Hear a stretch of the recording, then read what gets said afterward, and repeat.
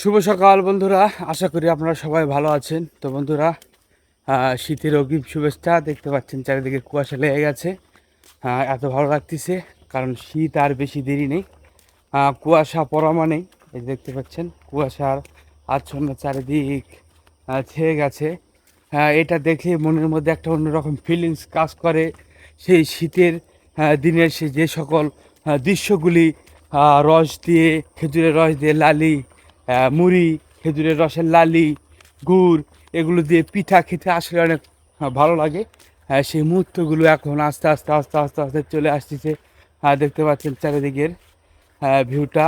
আর যে কুয়াশা লেগেছে, এটা পূর্ব দিক। এইখান থেকে সূর্য উঠবে আস্তে আস্তে, কুয়াশা কেটে যাবে। শীতের সকালের যে সকল দৃশ্যগুলি আরও দিন দিন আসবে, আরও অনেক সৌন্দর্য হয়ে যাবে। এটা কার্তিক মাস, আর কিছুদিন পর রক্ষান মাস। রক্ষান মাসের শেষের দিকে ধান কাটা হবে। দেখতে পাচ্ছেন এটা ধান জমিতে এখনো আছে, পাকেনি। পাকলে ধান কাটা হবে। ধন্যবাদ বন্ধুরা। ভিডিওটির লাইক, কমেন্ট, শেয়ার করে দেবেন। ধন্যবাদ।